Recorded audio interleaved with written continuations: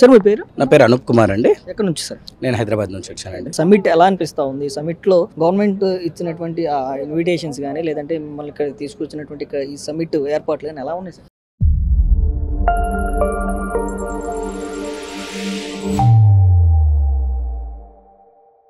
అన్ని ఏర్పాట్లు బాగానే ఉన్నాయండి. సమ్మిట్ లో కూడా ఈరోజు చాలా కూలంకషంగా డిస్కషన్ చేశారు. అంటే బేసికల్ గా వైజాగ్ ని ఏ విధంగా మనము అభివృద్ధి పరంలో ముందుకు తీసుకెళ్లాలి, ఇన్వెస్టర్స్ కి ఏమేమి ఛాన్సెస్ ఉన్నాయి అనేది చాలా క్లుప్తంగా చంద్రబాబు నాయుడు గారు ఇన్వెస్టర్స్ ని కూడా ఇక్కడ తీసుకొని వచ్చారు. ఫర్ ఎగ్జాంపుల్ ఇప్పుడు మనకు 1054 కిలోమీటర్ల సీషోర్ ఏరియా ఉన్నదన్నమాట వైజాగ్ కి మొత్తం. సో దాన్ని షిప్పింగ్ బిల్డింగ్ కనిపించి కార్గోస్ కి ఇన్వెస్టర్స్ ని ఏ విధంగా రాబెట్టాలి, దాని తర్వాత లీజర్ బోట్స్ గానీ అంటే ఏ విధంగా టూరిజం ని డెవలప్ చేయాలి, అదే విధంగా లాజిస్టిక్స్ ని ఏ విధంగా పుల్ చేయాలని దాని మీద, అలాగే భోగాపురం ఎయిర్పోర్ట్ మీద గ్రంథి మల్లికార్జునరావు గారు కూడా మాట్లాడారు. సో వారు కూడా అతి త్వరలో జనవరి 26వ తారీఖులో భోగాపురం ఎయిర్పోర్ట్ చేసేసి ఇది ఒక ఇంటర్నేషనల్ హబ్ చేస్తానని చెప్పి, లూలు మాల్ ఓనర్ అమరావతిలో పెద్ద ఒకటి మాల్ కట్టేసేసి ఇక్కడ వాళ్ళకు ఉపాధి కల్పించి ఇక్కడ ఉన్న స్పైసెస్ ఏవైతే మన అరకులో ఉన్నాయో అంటే టీ పౌడర్ కానీ మిగిలినవి కానీ అవి కూడా ప్రపంచ దేశాలకు ఏ విధంగా ఎక్స్పోర్ట్ చేయాలి మేము మధ్యలో మేము వహిస్తాము అని చెప్పేసి పార్ట్నర్ సమిట్ లో వాళ్ళు కూడా చెప్పారు. సో అంతేకాకుండా టీవీఎస్ మోటార్ వాళ్ళు వచ్చారు, అదాని పోర్ట్స్ గ్రూప్ వాళ్ళు వచ్చారు. సో వీళ్ళందరూ ఏంటంటే వివిధ రంగాల్లో అంటే ఎక్కడైతే వైజాగ్ ని మనం సెంటర్ ఆఫ్ హబ్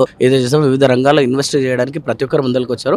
అదే విధంగా వేరే కంట్రీస్ నుంచి ఎవరైతే డెలిగేట్స్ వచ్చారో ఇక్కడ వాళ్ళందరూ కూడా ఒకరొకరు ఎంఓయూస్ సైన్స్ చేస్తున్నారు.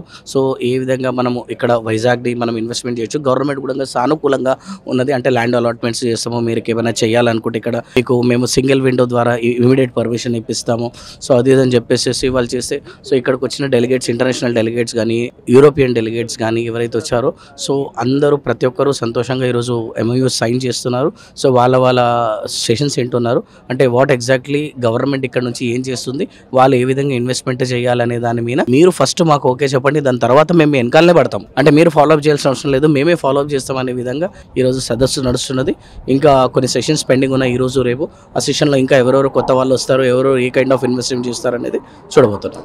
ఆఫ్టర్ దట్ ఈ సెషన్స్ అన్ని అయిపోయిన తర్వాత ఈ సమ్మిట్ అయిపోయిన తర్వాత ఏంటి వైశాఖని మనం ఎలా చూడబోతాం?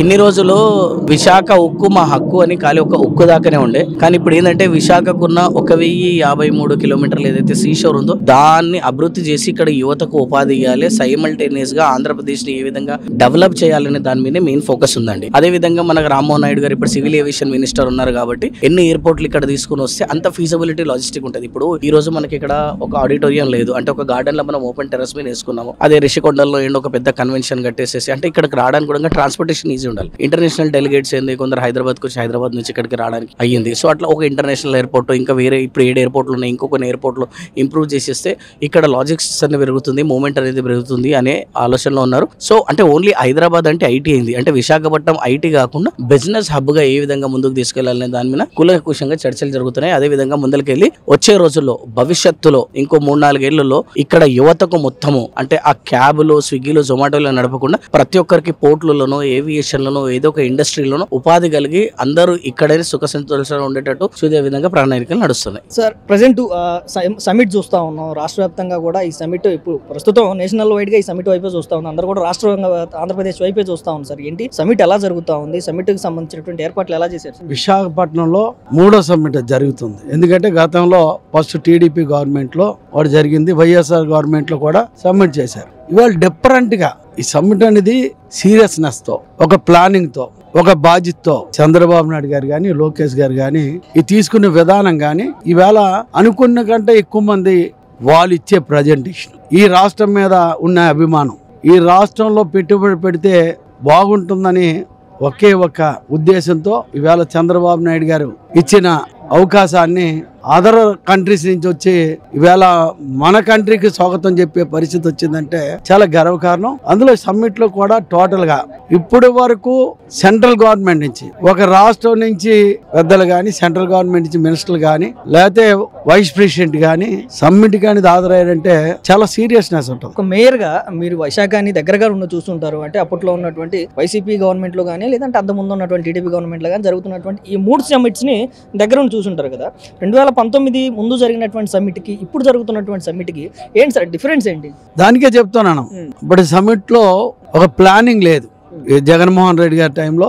ఎందుకంటే అదే శాఖ మినిస్టర్ మాకు లోకల్ గుడివాడ అమర్నాథ్ ఆయన ఏం ఇచ్చావు అగ్రిమెంట్లు అంటే కోడిగుళ్ళకి అగ్రిమెంట్ అన్నాడు, ఆవకాయలకి అగ్రిమెంట్ అన్నాడు, అప్పుడాలు చింతపండుకి అగ్రిమెంట్ అన్నాడు.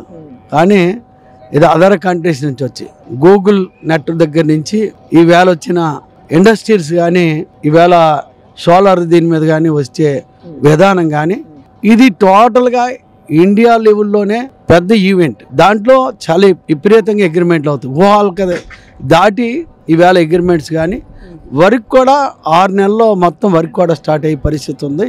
ఇటువంటిది అవకాశాలు ఆంధ్రప్రదేశ్ రావడం ఏకైక ముఖ్యమంత్రి చంద్రబాబు నాయుడు గారు తప్ప ఇటువంటి చేయలేరు.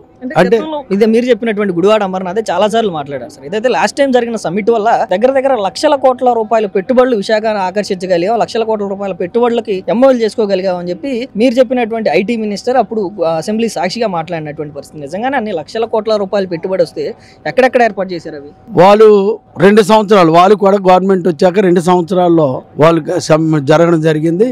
ఒక్కదానికైనా కొరకాయ కొట్టారండి.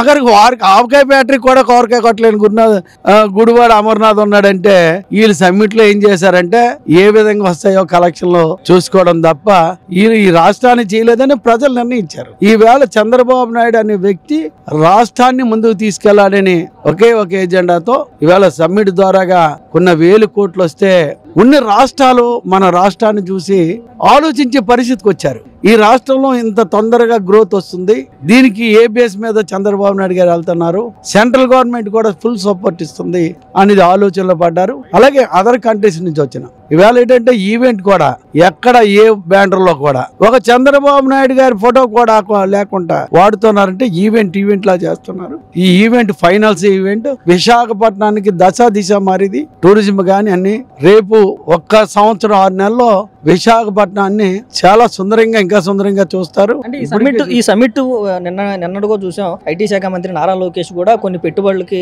శంకుస్థాపనలు చేయడం జరిగినటువంటి సంఘటనలు కూడా చూసాం. ఈ సమిట్ అయిపోయేసరికి, ఈ సమిట్ పూర్తయ్యేసరికి, సమిట్ లో పెట్టుబడులు వచ్చేసరికి ఏంటి విశాఖని ఏ స్థాయిలో చూడబోతా ఉన్నాం, విశాఖలో ఎలాంటి పెట్టుబడులు చూడబోతా ఉన్నాం? విశాఖ అనేది మేము కూడా ఊహించుకోలేని పరిస్థితికి విశాఖ వెళ్తుంది. ఎందుకంటే నారా లోకేష్ గారు పండుగల దినాలు కూడా ఏదైతే సమ్మిడికి సంబంధించి వాళ్ళు పిలుపుకి ఇవ్వనందుకు వెళ్ళిన ఏకైక నాయకుడు నారా లోకేష్ గారు. అటువంటి నాయకుడు విజన్ ఉంది, యూత్. అటువంటి నాయకుడు ఈవేళ కొన్ని ఎంఓయూలు అవుతున్నాయంటే ఆయన కృషి కూడా ప్రధానంగా ఉంది. చంద్రబాబు నాయుడు గారు గాని, లోకేష్ గారు గాని, పవన్ కళ్యాణ్ గారు, మోడీ గారు. ఎందుకంటే మోడీ గారు కూడా మన గవర్నమెంట్ లో బాధ్యత ఉంది. ఆవేళ గూగుల్ గురించి మాట్లాడితే మోడీ డైరెక్ట్ గా పిక్షయ్తో మాట్లాడాక అక్కడి నుంచి జగన్ మాట్లాడడం మానేశాడు. అంటే జగన్ కి అప్పటి వరకు అవగాహన లేదు, తర్వాత అవగాహన వచ్చింది. ఇటువంటి విషయాలు ఉన్నాయి. రేపు రాబోయే రోజుల్లో విశాఖ కాదు ఆంధ్రప్రదేశ్ కే భవిష్యత్తు మారుతుంది.